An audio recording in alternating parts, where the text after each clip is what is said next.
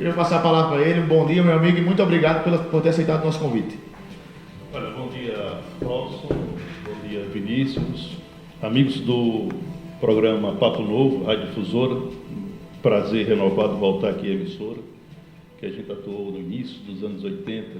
Foi aqui que a gente iniciou nossa carreira, né? E é interessante o programa, né? Uma oportunidade para a gente debater temas de interesse da sociedade, da coletividade.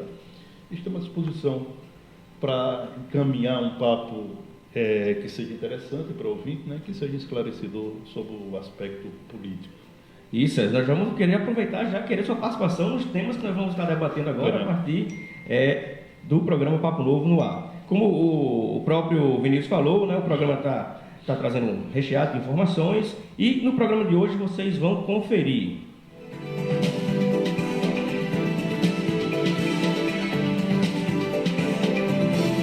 Programa Papo Novo. Justiça Federal bloqueia recurso da Prefeitura para pagar hospital. Também vamos conversar sobre o cenário político de 2020 com o diretor do Jornal de Fato, o jornalista César Santos. Teremos ainda a dica cultural com o Cadu Paiva. O Papo Novo começa agora. Programa Papo Novo.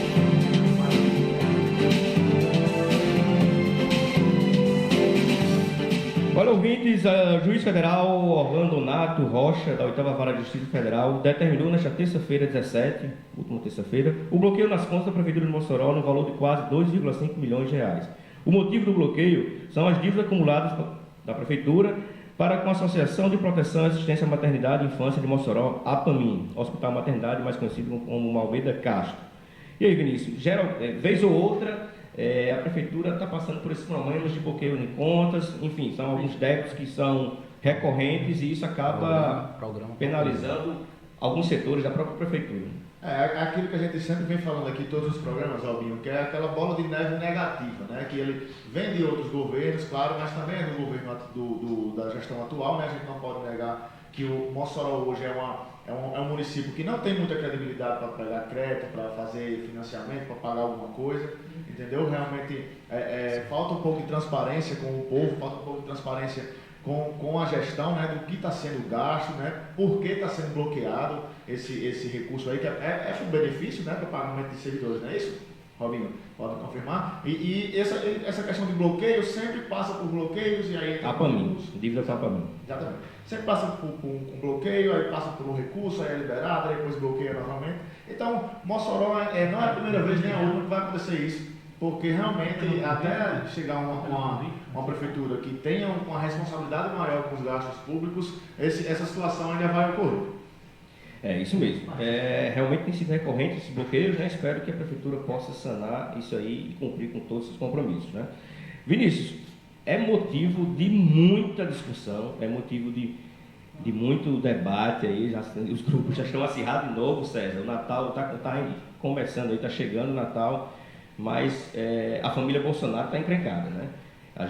O que a gente vê essa semana são notícias cada vez mais impactantes, né? Que obviamente no 02, não é isso?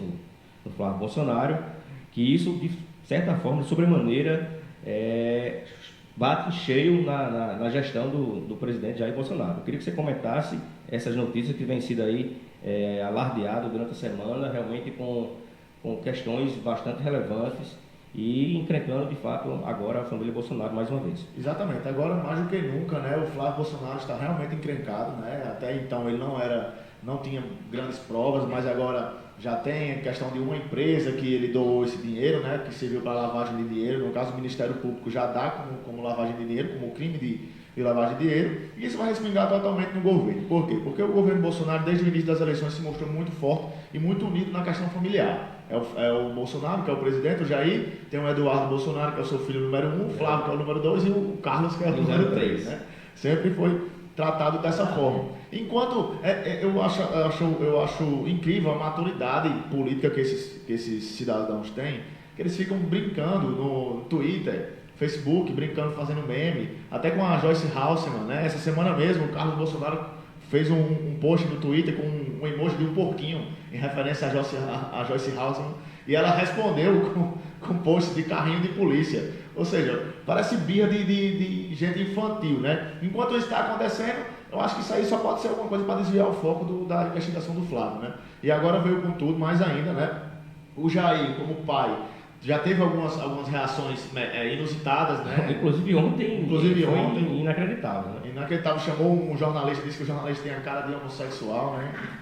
Infelizmente, isso não é uma conduta que o presidente da República deve ter, né? Eu votei em Bolsonaro, eu apoio o governo dele, eu acho que a equipe técnica dele é muito boa, mas ele politicamente está se perdendo cada vez mais. E a gente sabe quando um político começa, uma família, por exemplo, começa a se perder politicamente para fazer acordos, para apresentar projetos, para aprovar medidas, isso é totalmente impossível de acontecer, porque o cenário político vai ser totalmente contra ele, entendeu? Então agora eu espero que essa investigação do Flávio Bolsonaro vá para frente, né? Porém, aquilo que a gente vem conversando nos bastidores, amigo, com a aprovação do STF de não criminalizar em segunda instância, né, de não poder prender em segunda instância, ele vai poder recorrer em primeira instância ainda, em segunda instância e em terceira instância e não vai ser preso. Então, aquelas pessoas que lutaram para que o Lula seja solto, né, com essa decisão... Vai levar de quebra o Flávio Bolsonaro aí solto. Vai levar de quebra o Flávio Bolsonaro aí solto durante vários anos aí sem poder, né, e eu espero que a medida da segunda instância passe na Câmara dos Deputados, que é a primeira ação dos deputados para o ano 2020 está sendo a votação, né? Eu queria agora ouvir o nosso jornalista César Santos, que é uma pessoa que tem um amplo conhecimento do cenário político, não só local, mas também do Brasil, e saber, César, quais são os impactos que isso... Quando a gente pensa que o governo está começando a andar, vem uma bomba mais dessa, né? A própria família se atrapalhando, isso acarreta problemas futuros para o nosso país, obviamente que isso vai desembocar aqui no nosso estado, na nossa cidade. Queria saber a sua visão de todo esse mar conturbado aí que está passando a família Bolsonaro.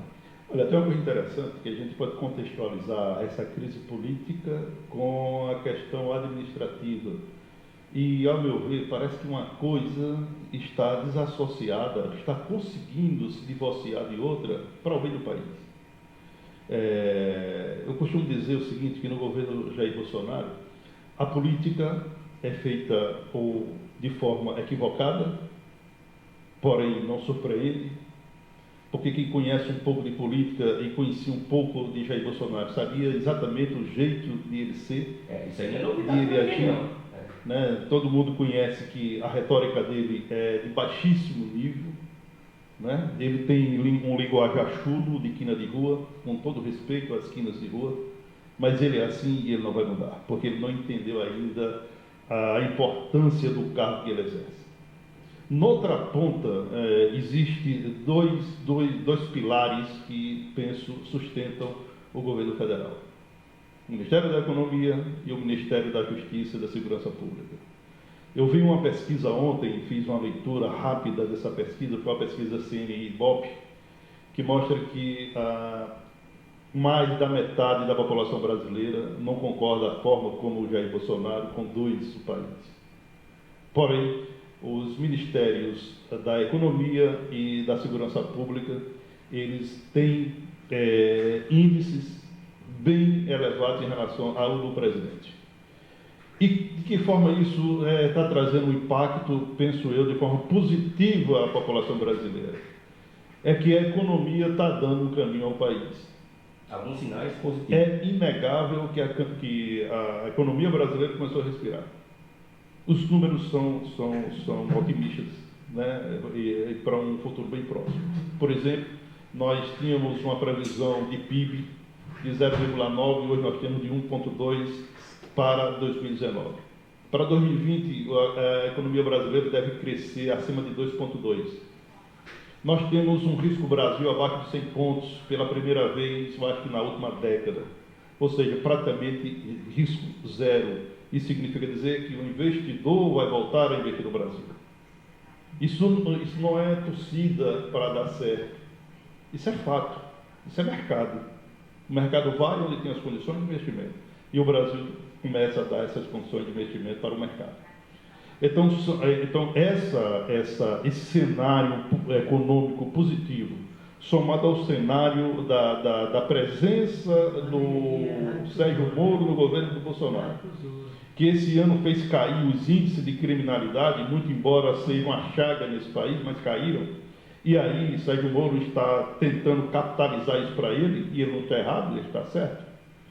Isso bate de frente com a forma equivocada como o presidente faz política. E tem uma coisa interessante.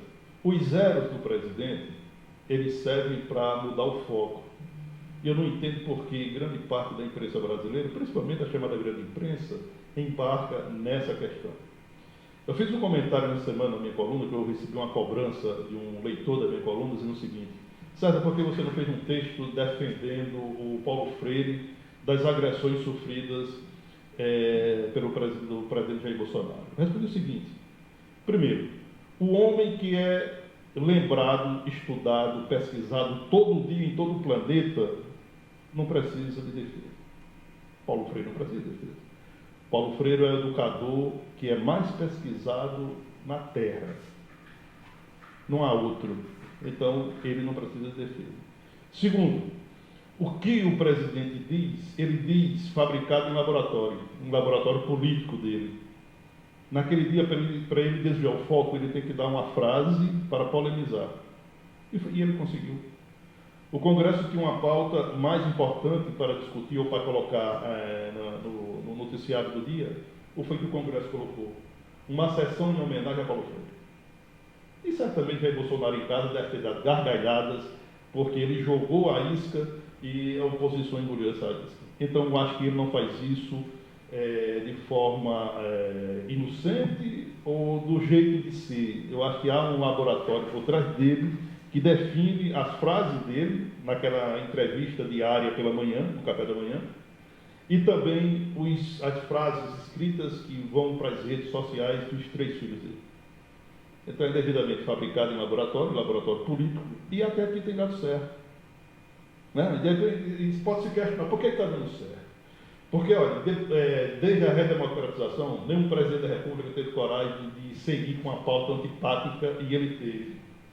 E mesmo com essa pauta antipática, o presidente Jair Bolsonaro está acima de 30 pontos de aprovação. É o público dele, né? O público dele. Pois é o público dele, mas mesmo assim, uma pauta antipática já tem destruído qualquer popularidade de um governo. E no dele não tem sido assim nesse primeiro ano. Que pauta antipática é essa? Ele cortou onde tinha que cortar, os outros não tiveram coragem. Quando ele assumiu, ele cortou 34 mil cargos comissionados. Você imagina o que é isso? Ele teve a coragem de mandar para o Congresso uma reforma antipática, porém necessária. Ora, qual o trabalhador que quer perder direito? Né? Ele teve coragem de fazer isso, mas teve a responsabilidade de olhar para o país. Né? Mesmo assim, ele está com 31 pontos de aprovação popular. Então, acho que o presidente Jair Bolsonaro, apesar de toda essa crise que o seu núcleo familiar está vivendo, o governo termina razoavelmente bem no primeiro ano. Em relação à questão da família, o Flávio Bolsonaro ele está em situações delicadas, as investigações cada vez mais apontam para uma culpa do senador, que então era deputado estadual. Aquela rachadinha realmente existiu, e eu vou dizer uma coisa aqui que é antipático, porém é verdadeira. Eu não diria na totalidade das casas legislativas, mas quase todas elas têm a rachadinha. Rachadinha com outras nomenclaturas. Né? Na Assembleia Legislativa do Rio Grande do Norte, nós tivemos os fantasmas. Né? Na Assembleia Legislativa do Rio de Janeiro, rachadinha. No governo do ex-presidente Lula, mensalinho.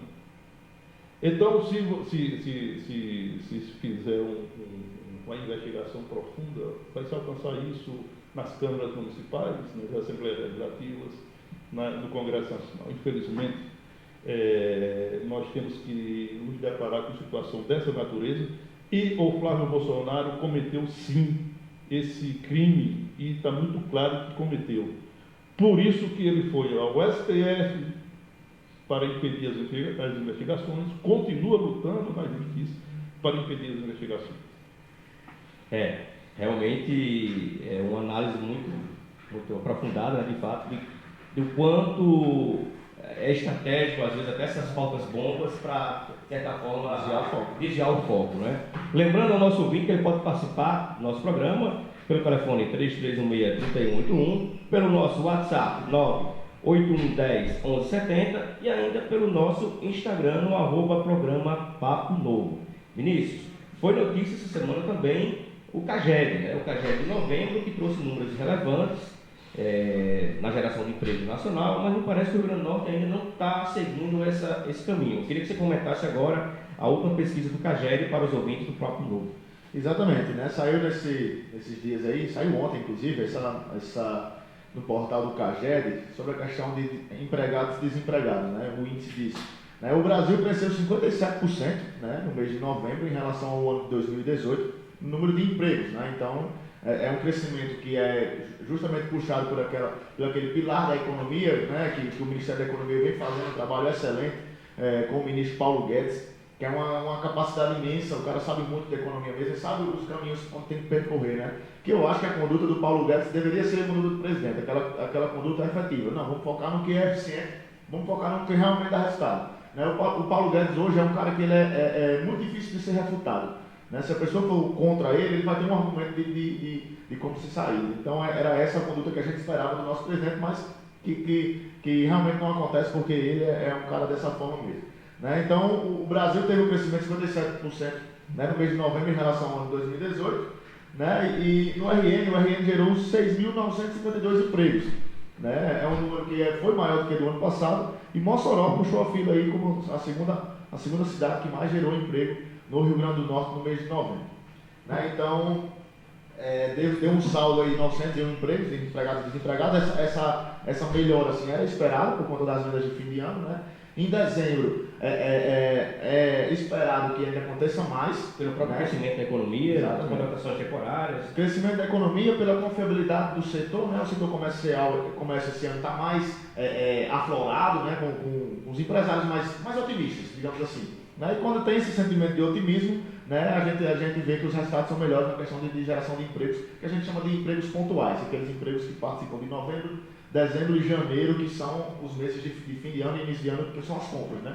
Então, eu acho que esse comércio e serviço deve melhorar. Puxar ainda mais esse saldo, né? Foi notícia também, Vinícius Salgado, durante o seminário Motor do Desenvolvimento, realizado nessa última quarta-feira, no auditório da FIERN, com a participação, inclusive, do ministro Bento Albuquerque, de Minas e Energia, dados da Rede Petro apontam um crescimento de saldo positivo na contratação do setor do petróleo e gás, depois de 3 longos anos aí de emissões praticamente em massa. Né? Houve uma grande desmobilização na cadeia, nos últimos 3 anos, todo mundo sabe disso. Inclusive, nós já debatemos esse tema aqui por diversas vezes, trouxemos pessoas da área para debater conosco. E durante esse seminário Motor do Desenvolvimento, que foi feito de última hora, digamos assim, mas teve uma participação bastante prestigiada, inclusive a governadora esteve lá presente.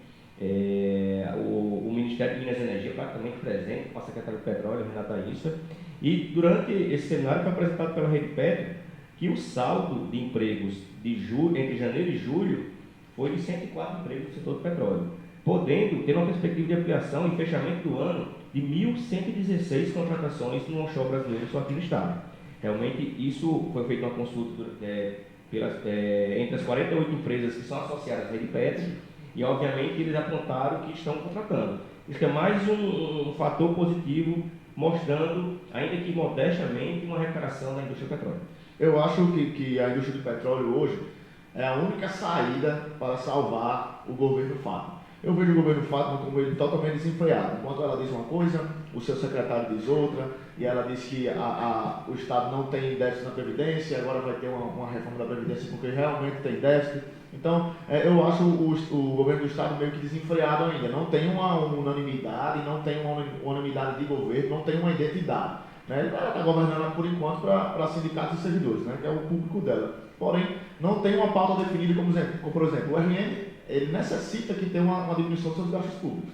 Necessita. E até então, a governadora Fátima não mostrou que deve fazer isso. Ela esperava muito da sessão onerosa, que para nós ainda não foi tão providencial como deveria ter sido. Né? Mas a previsão, como a gente viu até lá no Fórum Onshore, Robinho, que eu participei, a previsão é que o setor petroleiro aqui do RN e da região, ele tem uma melhorada consequentemente na questão de empregos. Né? Então, eu acho que esse setor, César, para até tecer seu comentário sobre isso, eu acho que esse setor é providencial para a melhoria das contas públicas e também da economia do Rio Grande do Norte nos próximos anos.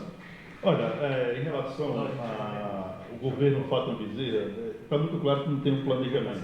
Isso se mostra de forma muito evidente. Penso que nesse primeiro ano de governo, a governadora Fátima Bezerra, ela decidiu o seguinte: eu vou concentrar todos os meus esforços para pagar as 13 folhas de 2019, as 13 folhas salariais, de janeiro a dezembro, 13º salário de 2019. Para isso, ela reuniu todas as forças dela, concentrou a equipe econômica dela nesse sentido. Por conta disso, talvez ela tenha cometido pecados que possam custar caro no futuro bem próximo.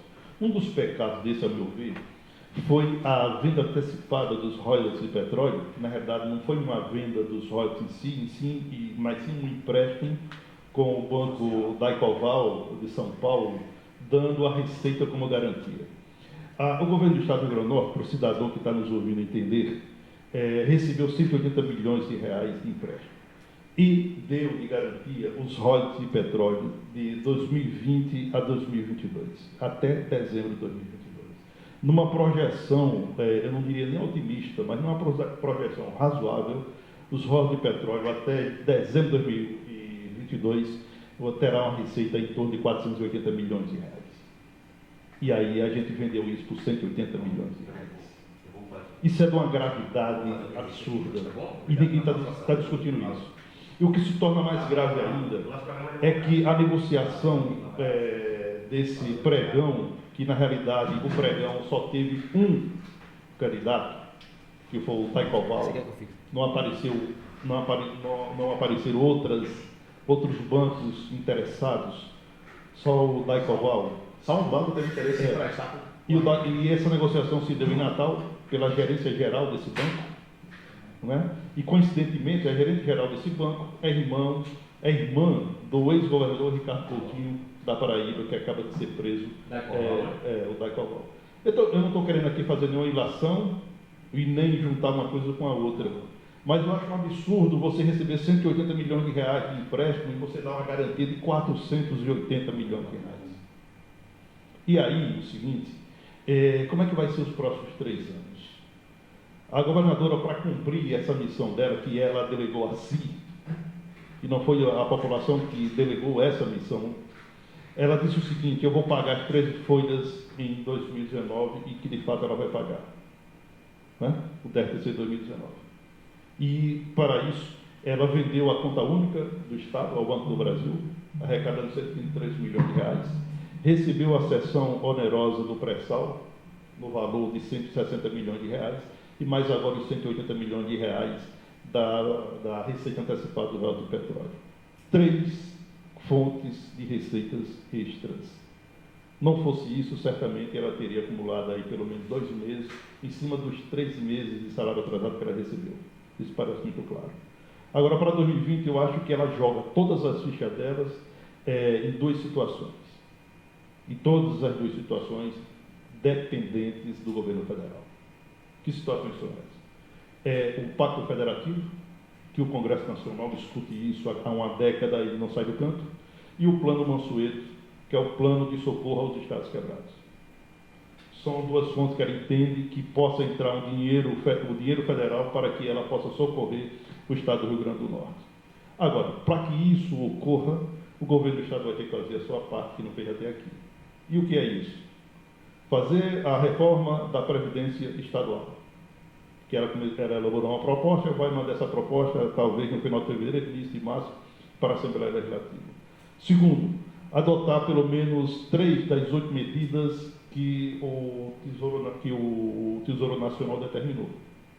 Né? Que medidas são essas? Vender ativos, e aí passa pela questão da privatização, das estatais, né? E privatização parece que é um tema que deixa as pessoas horrorizadas, muito por conta dos partidos de esquerda que transformaram a questão de privatização num monstro, quando na realidade não é. Nós podemos pegar aqui o Rio Grande do Norte, vamos pegar a qualidade de serviço da CAERN, a qualidade de serviço da COSERN. Um salto gigante. Você que está nos ouvindo, você prefere o serviço da COSERN ou o serviço da CAERN? A COSERN, quando era uma estatal, quando era uma empresa de Estado, a COSERN, se um cachorro, com licença da palavra, urinasse no poste, faltava energia. Hoje nós temos uma qualidade nesse serviço. E hoje, a gente que faz a imprensa, a gente que é jornalista, diariamente a gente recebe reclamação de falta de água. Hoje mesmo nós Até temos... mesmo na matéria aqui do jornal, de fato, que a gente vai suspender o abastecimento em 30 cidades. 30 cidades, porque vai paralisar a doutora Monsenhor Expedito. Nós temos aqui bairros como hoje, estou falando hoje, Sumaré, Liberdade 1 e 2. Esses bairros estão com um abastecimento comprometido desde quarta-feira desta semana, porque foi paralisado a doutora Gerando Rosário. Então nós temos problema de toda ordem. Por quê? Porque nós temos uma empresa quebrada. E por que nós temos uma empresa quebrada? Porque o Estado, o governo não foi feito para administrar empresas. As suas próprias contas não conseguem ver. Aí nós vamos entrar numa questão mais profunda, porque aí a gente precisaria de um programa inteiro para discutir isso, que é exatamente a desestatização, e é antipático na hora que você falar isso. Mas eu posso falar porque eu não sou candidato a nada, eu não sou filiado a nenhum partido, portanto eu não tenho uma impopularidade. O político que tem uma impopularidade não pode falar em privatização. Eu posso. Eu não sou candidato a nada, não vou pedir voto a ninguém. Eu sou candidato a defender o meu Estado, o meu país. Então eu quero que as coisas aconteçam de forma positiva. Então eu não admito uma CAERN que tenha ex-diretor recebendo salário de 67 mil reais. Absurdo. Salário de 55 mil reais, de 60 mil reais. E são esses diretores que, quando se fala em privatização, são eles que bancam a faixa, o cartaz, a movimentação de rua, os sindicatos para dizer que é contra a privatização. Por quê? Porque afeta a vida deles, não a vida das pessoas. Então a governadora precisa entender que é preciso encarar isso de frente. De frente. O plano Mansueto virá, mas só atenderá os estados que se adequarem às normas determinadas pelo Tesouro Nacional. Temos a participação do ouvinte, o Jorge do Banco Rosado.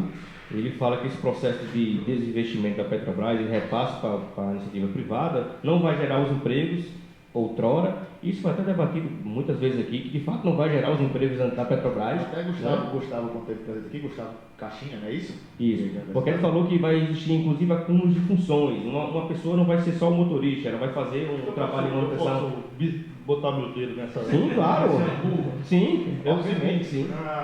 Nós temos, mais uma vez, um discurso de desconstrução do mercado do petróleo do Rio Grande do Norte que a gente precisa esclarecer melhor. Esse discurso de desconstrução é feito pelo Sindipeto, exclusivamente pelo Sindipeto. Nós temos que entender o seguinte: nunca mais a Petrobras vai voltar a representar 60% do PIB do Rio Grande do Norte. Fato. A Petrobras. Fato. Mas a indústria do petróleo vai sim continuar representando uma grande fatia da economia do Rio Grande do Norte. Porque estão entrando novos atores, que são as empresas privadas. Quando a Petrobras passou os 34 campos maduros de petróleo do polo Viagem de Forquilha, que é uma produção terrestre, offshore, passou para a EIP SA, né, que é Potiguar IP, que é uma subsidiária da Petro Recôncavo. Exatamente. Né? Então, nós vamos ter um investimento aí de alguns bilhões de reais na indústria petrolífera do Rio Grande do Norte. Então, o que acontece? Essa indústria ela vai ficar muito mais livre das amarras sindicais pelas quais enfrentam a Petrobras. E a política de desinvestimento, quando a gente fala desinvestimento, a gente julga que é o seguinte: a Petrobras está massacrando. Não, a Petrobras está entendendo a política de mercado.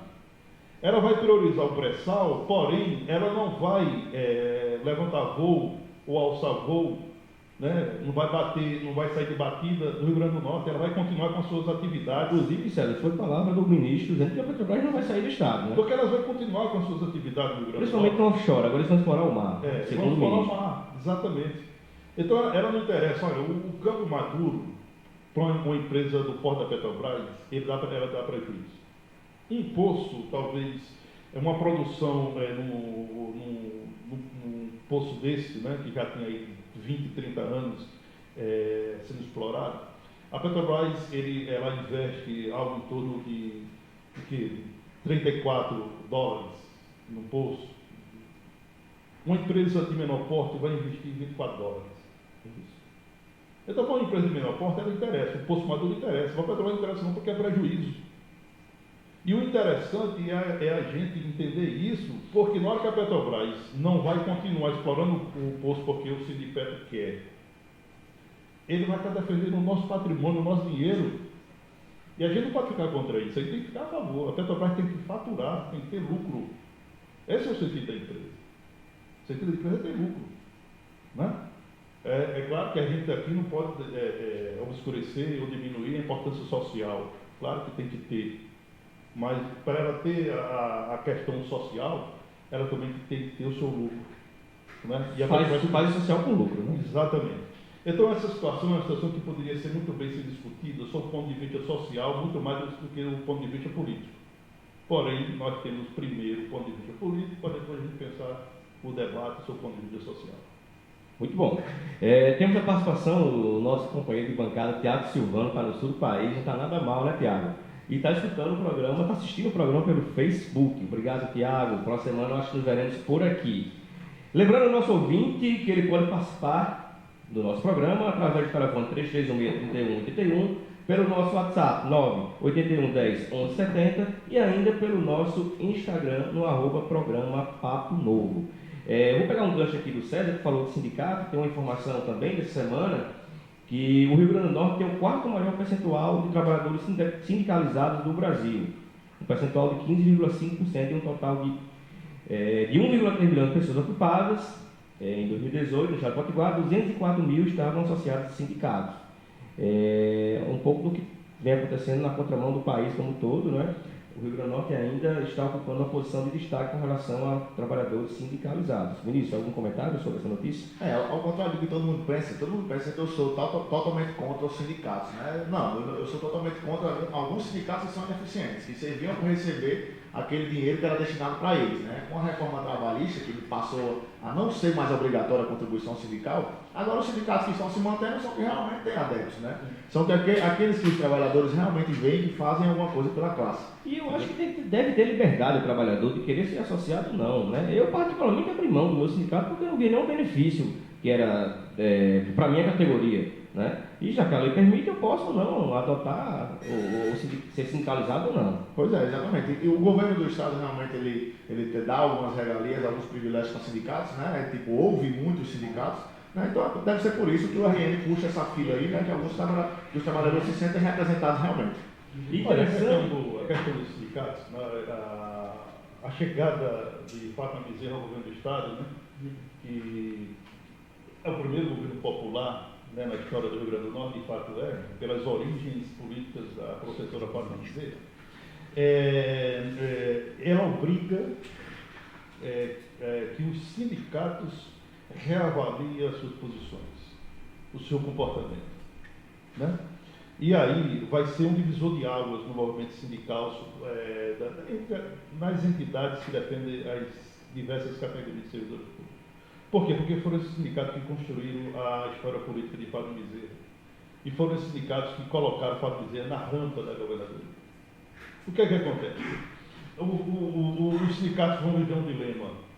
Nós vamos apoiar esse governo popular ou nós vamos continuar defendendo os direitos dos servidores? Isso está muito claro.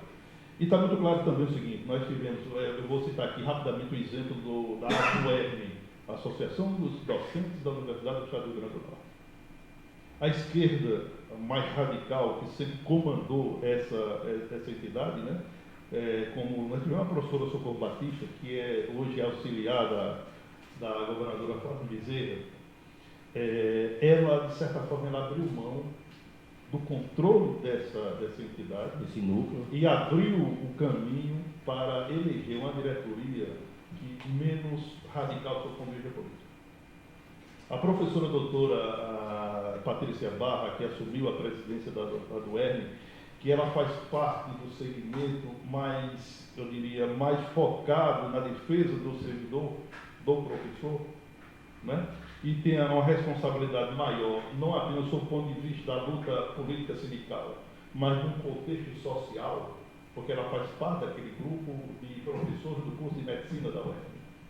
Foi esse grupo de doutora Patrícia Barra que ficou contra aquela greve que os professores fizeram no governo Robson Faria, que durou mais de 160 dias.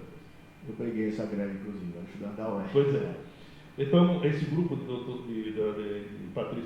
Patrícia Barra, perdão, se colocou contra porque via uma questão social muito mais importante do que aquela luta de momento que política.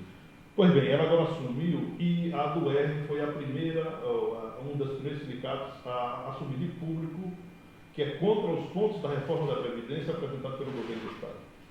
De fato, mostrando um posicionamento pró-funcionário. Aí depois veio o CISP, que é um sindicato que está divorciado do PT, e o Cine Saúde, que é um sindicato divorciado do PT.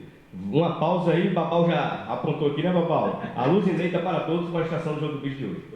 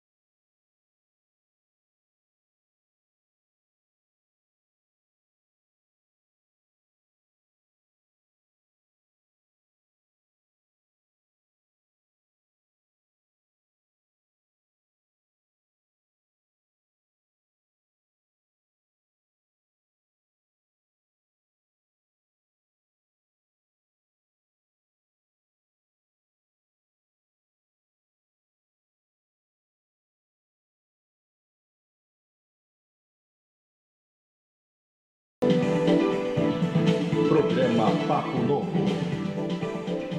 E aí, Babal, deu certo? Opa, foi, Babal? Voltamos mais um bloco do programa Papo Novo, agora sim com a nossa entrevista com o César Santos, ele que é jornalista, diretor fundador do Jornal do Fato, E nós começamos, César, trazendo mais para o cenário local, né? No último dia 13 foi lançada uma pré-candidatura da deputada Isolda Dantas, né, para a Prefeitura Municipal de Mossoró. E o que a gente tem visto é alguns movimentos também, o deputado Alisson, o próprio Daniel, também o Jorge, que veio aqui, enfim. Eu queria que você desse uma geral, digamos assim, como é que você está desenhando esse cenário político para Mossoró no ano 2020? Olha, nós temos, no momento, eu diria, 7 nomes no tabuleiro da sucessão municipal. Temos a prefeita Rosalba Ciavini, que, ao meu ver, é candidata natural à reeleição, o direito dela. Evidentemente que de público ela não fala sobre o tema, né? Mas evidentemente que ela vai tentar a reeleição. E temos 6 nomes situados na oposição. Quais são? A deputada Isolda Dantas, do PT, o deputado Alisson Bezerra, do Solidariedade, o empresário político Jorge Rosário, ex-candidato a deputado estadual pelo PL, temos a professora doutora Thelma Gugel pelo PSOL, temos o geólogo e professor Gutenberg Dias pelo PCdoB e o doutor Daniel Sampaio pelo PSL. São 7 nomes no tabuleiro da sucessão municipal. Efetivamente, eu diria que nós temos 2 candidaturas que eu penso que chegarão até as convenções. A da prefeita e Isolda Dantas. Por que eu entendo isso? Porque a da prefeita, eu já falei, é uma condição natural dela. Até para a sequência da carreira política dela, né? Ela precisa renovar o mandato e ela vai. E a questão de Isolda Dantas é uma questão de projeto do partido mesmo. Do partido mesmo. Não é uma questão individual. Né? Passa também, eu diria que passa por uma necessidade individual também. Isolda indo ser candidata, ela vai manter a sua torcida na arquibancada. e qualquer que seja o resultado, né, ela chegará firme e forte em 2022. Por exemplo, se ela for candidata a prefeita e não vencer essas eleições, com o rescaldo eleitoral, ela encaminha a reeleição dela a deputada estadual. Portanto, ela não pode abrir mão dessa condição para entregar o seu eleitor para outro nome. Veja isso. A questão do PCdoB do Gutenberg Dias. O PCdoB coloca o nome, cabeça de chapa, evidentemente para negociar para uma condição de posição em chapa de esquerda. Acho que Gutenberg sonha ser o candidato a vice de Isolda Dantas. Né? O empresário Jorge do Rosário, ao meu ver, até aqui, foi quem encaminhou o melhor discurso para o momento. Jorge do Rosário não diz que é pré-candidato, ele diz que defende um projeto para Mossoró. Ele disse que a oposição deveria se reunir para discutir projeto, não discutir nome nesse momento. E depois que definir esse projeto, oferecer esse projeto à população para uma avaliação, conduzido por uma chapa. Evidentemente que Isolda não vai ouvir isso, muito menos o Alisson Bezerra, nem o Gutenberg Dias. O Daniel Sampaio, ele vai, é um partido alternativo. Se ele não for pelo PSL, ele vai pela Aliança pelo Brasil. Né? E a professora doutora Thelma Gugel vai. Acho que né? é consumado, né? É questão independente e o pessoal está trabalhando na formação de uma chapa proporcional para ter finalmente um representante na Câmara Municipal, fato que nunca ocorreu até hoje. Então eu vejo por aí. Aí se pergunta, você vê uma possibilidade de unificação das oposições? Pode até acontecer, mas eu não acho provável. Impossível não é, provável não. Né? Então, até isso que eu ia fazer essa pergunta. Essa divisão da oposição, digamos que temos três frentes. Alisson Bezerra, Solidariedade, Isolda Dantas do PT, Jorge Rosário do PL. Isso favorece para a eleição de Rosário, porque, querendo ou não, a oposição vai se dividir. Né? Olha, o fato de Mossoró não ter segundo turno, porque não alcançou ainda a casa dos 200 mil eleitores, a oposição dividida acaba beneficiando quem está no poder. Isso é uma questão natural. Não é uma certeza de eleição, mas é uma questão que beneficia. Né? Então a oposição teria que ter um discernimento para buscar uma unificação.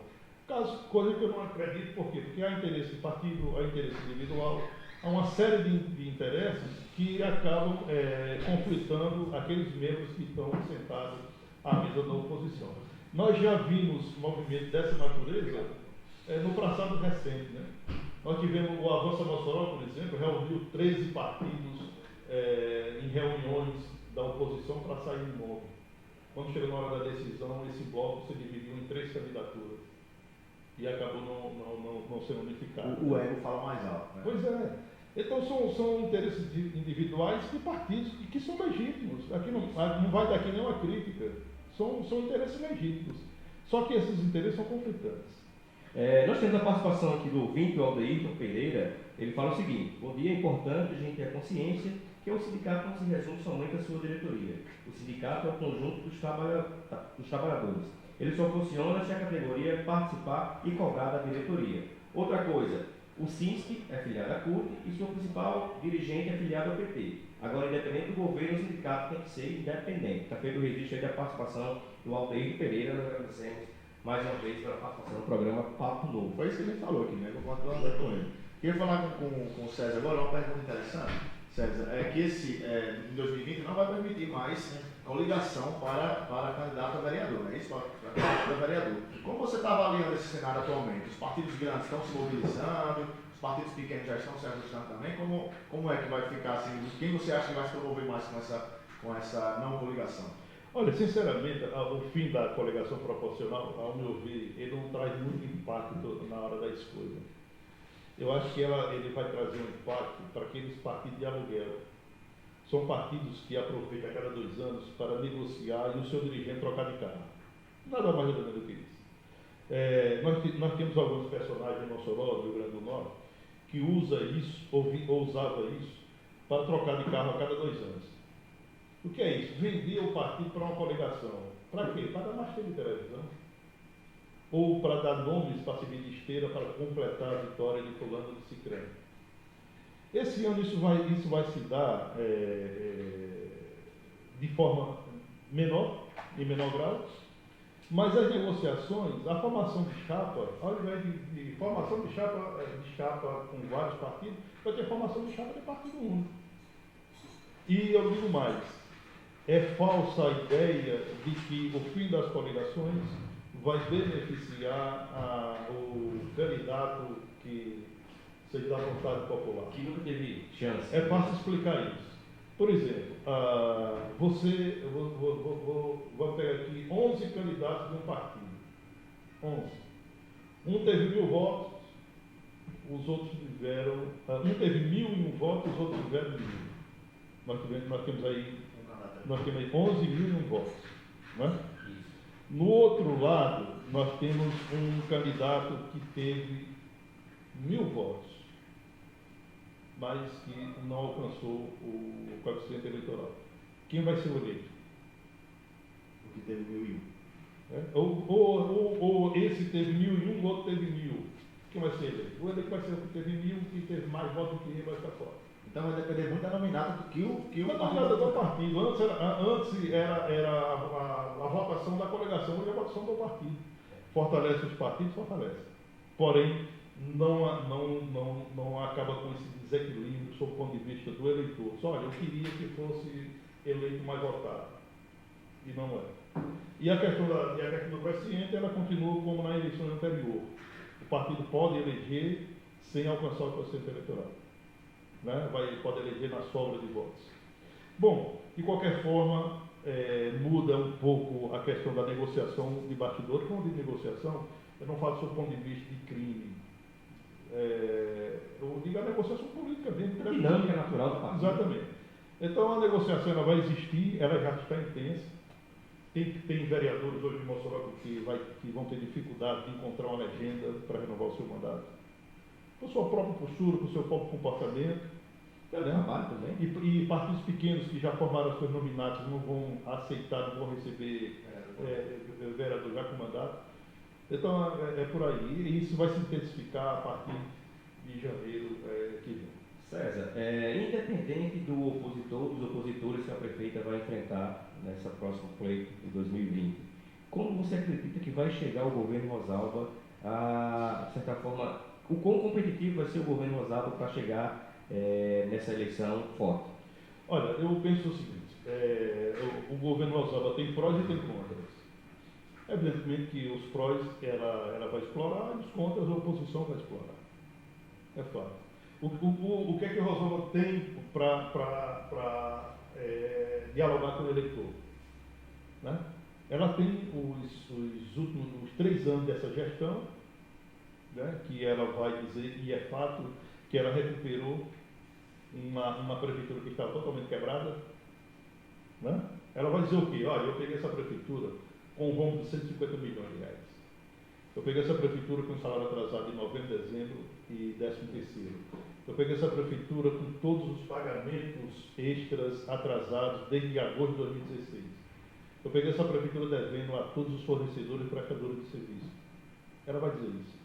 Eu peguei a prefeitura com um servidor que recebeu 6% de reajuste salarial dado pelo ex-prefeito Silveira Júnior, mas que não foi concretizado. A Câmara aprovou, o prefeito sancionou, mas não aplicou os 6% no salário do servidor. É o discurso que ela vai ter. E a oposição vai ter o discurso seguinte: o governo falhou. Falhou porque a rua está esburacada, porque a praça está mal acabada, porque isso. Né? Então nós vamos ter esse debate. Eu gostaria que nós tivéssemos um debate de proposta, que fosse uma campanha propositiva, porque Mossoró precisa disso, precisa discutir Mossoró. Mossoró não pode mais. Eu fiquei muito desapontado no primeiro momento da pré-candidatura da deputada Isolda, quando ela disse: chegou a hora de dizer um não às oligarquias. Eu acho esse discurso tão ultrapassado e tão sem sustentação, porque a gente pode citar a própria Isolda. Isolda diz que é contra as oligarquias. Quem é o líder de Isolda na Assembleia Legislativa? O deputado Jorge Soares, da maior oligarquia política da região do Vale do Açu. Como é que ela é contra a oligarquia se ela é liderada por um líder oligárquico? Quem é a senadora que apoia a Isolda Dantas? Zenade Maia. Outra oligarquia. Da fina flor dos Maias. Zenade correu de calcinha quando menina da casa de Tarcísio Maia, amiga de Zé Agripino Maia. Zenade, em 2014, ela estava no palanque de quem dizendo que era o melhor do Rio Grande do Norte? De Henrique Alves. Porque o vice de Henrique Alves era o seu irmão, João Maia.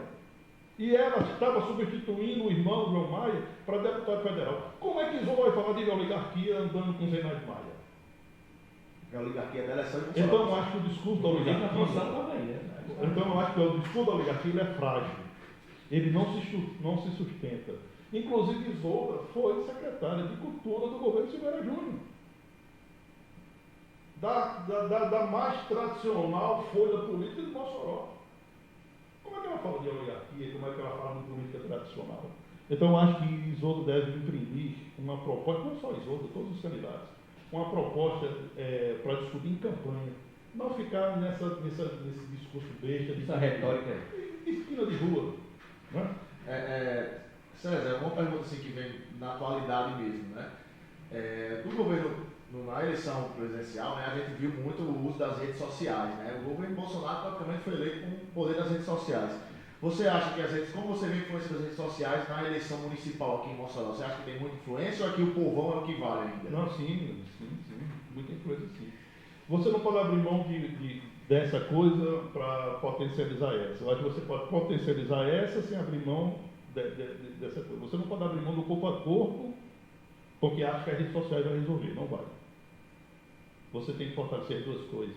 E as duas coisas são importantes para a campanha. As redes sociais, eu costumo dizer em algum debate que eu possa participar, que eu sou convidado, digo o seguinte: as redes sociais é a conversa de rua do passado, que agora é distribuída de forma mais veloz. Né? Hoje nós temos nas redes sociais, que é crime, né? Os robôs. Para que servem os robôs? Serve para distribuir em velocidade a informação, que seja verdadeira ou seja falsa. Fake news ou não. Não é isso? Antes nós tínhamos quem? Eu vou citar aqui figuras, e aí o Babal, que tem idade para ser nosso pai, recorda muito bem. Nós tínhamos aqui, toda a campanha se contratava Burico. O que era que Burico fazia? Ele distribuía a notícia que fosse verdadeira ou não. A campanha de Burico, você vá para Barra de Santo Antônio e diga que está acontecendo isso. O que você espalhando? Nós tínhamos Coconha, que fazia isso. Não é? Então, esses personagens eram os robôs daquela época. E aqui nós já estamos falando de tecnologia. Os buricos e os só mudou a forma, né? Os buricos e os coconhas foram para as redes sociais, né, distribuir as notícias de forma mais veloz. Então é exatamente isso. Rede social é a conversa de quina de rua que hoje ganha velocidade na tecnologia. O impacto das redes sociais é uma coisa inegável, né? De fato, ela vem proporcionando mudanças em toda a estrutura da sociedade, né? Sim. E eu vi uma notícia aqui, César, que o Rio Grande do Norte é um deserto de produção jornalística. Né? Inclusive, em Mossoró só existe um jornal que é o Jornal de Fato. Qual o papel da imprensa, eu pergunto, qual o papel da imprensa, dessa cobertura jornalística num processo como esse de campanha política, enfim, de processo de eleição para a Prefeitura Municipal de Mossoró? Olha, nós estamos num processo de mudança que o próprio meu é interessado em entender isso. Né? E todo processo de mudança traz coisas boas e traz coisas ruins. Hoje a gente confunde muito blogueiro. Blogueiro não é jornalista. Tem jornalista blogueiro, mas não tem blogueiro jornalista. Não é? Então, eu fico muito triste, por exemplo, um dia desse eu em casa e estava meio incomodado com a situação, e eu entrei na internet, saí buscando os blogs que tem o banner da Assembleia Legislativa. Eu encontrei quase 50 blogs.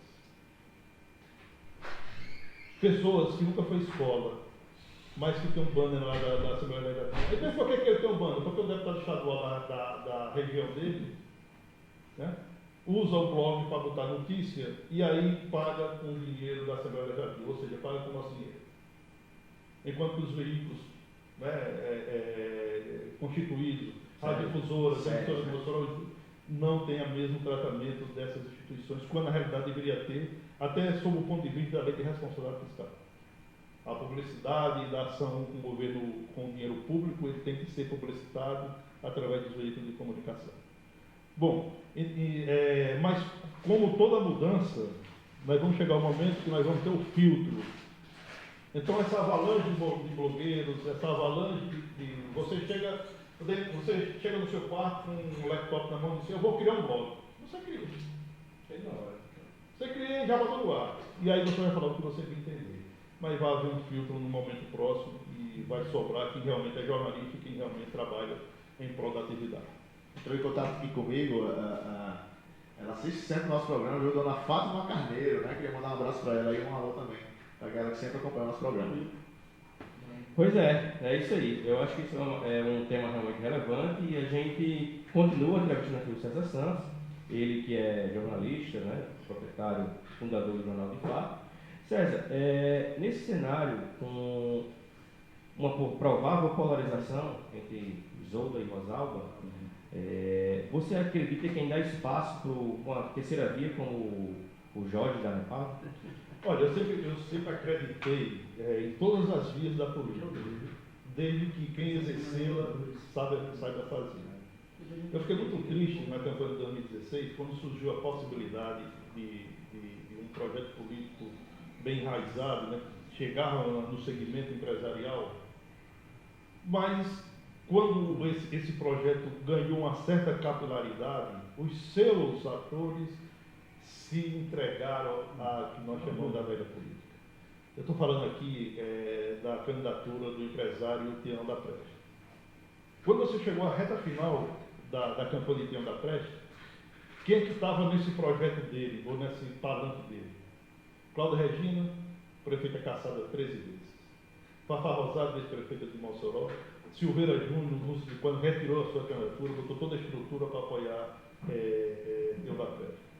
Então, ele abriu mão de um projeto novo, um projeto político novo, por entender que tem uma possibilidade de vitória. Então, fazer política não é ganhar uma eleição. Ganhar uma eleição é consequência.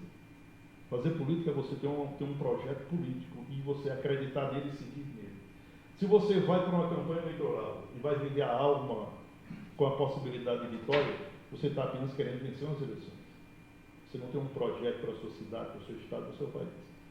Então eu penso que Mossoró tem sim, e já se ensaiou várias vezes, porém os interesses individuais acabam atropelando, se sobrepondo a um projeto decente.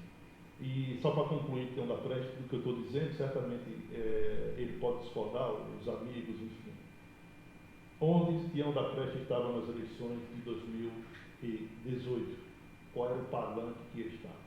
Exatamente, ele consolidou essa sua tese quando ele aceitou ser vice de Robson Faria, né? Então, realmente, é uma fala extremamente sensata do César Santos agora, que realmente prova como é essa forma nova de fazer política, né? Que o pessoal às vezes se vendem por achar que tem essa chance, né?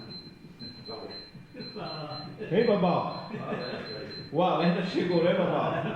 Nós queremos agradecer ao jornalista César Santos pela brilhante participação, diria assim, no nosso programa Papo Novo. Sinta-se convidado para estar aqui mais vezes. O programa Papo Novo acontece todos os sábados com a participação do ouvinte e a gente sempre traz à tona temas relevantes para a nossa sociedade, temas relevantes que está acontecendo no nosso país. E eu queria deixar aqui o microfone aberto para suas considerações finais. Olha, eu quero agradecer a vocês pelo convite, parabenizar pelo programa. Realmente, eu estou vendo que é um formato, é uma ideia diferente de programa, né? Daquele programa diário que a gente tem. E é muito interessante, vocês colocam temas para uma discussão, para um debate maior e, evidentemente, vocês estão colaborando para uma construção de uma sociedade bem melhor. Eu gosto sempre de voltar aqui à Difusora, porque aqui tem raízes bem fincadas, né, no meu passado e que eu tenho uma empatia muito grande com os microfones da Rádio Difusora de Mossoró. Aqui eu fui repórter econômico, aqui eu fui repórter esportivo, aqui eu fui comentarista esportivo, e foi daqui que eu saí para o jornalismo impresso.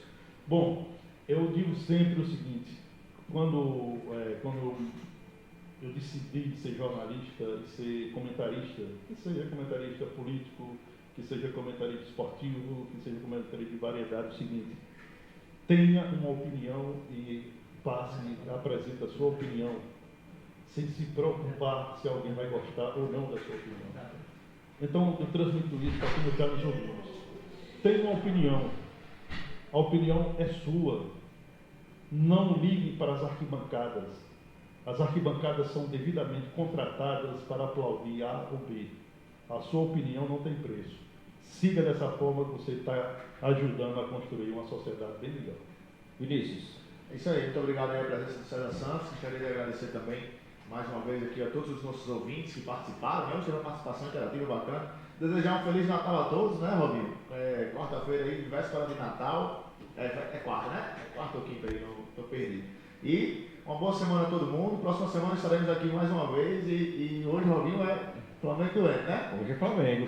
E é isso aí. É isso aí. O programa Papo Novo acaba por aqui. Desejamos a todos um excelente Natal. E na próxima semana estaremos aqui com o último programa Papo Novo do ano. Né? Agradecendo mais uma vez a participação do ouvinte, a sua audiência e até o próximo sábado, se Deus quiser.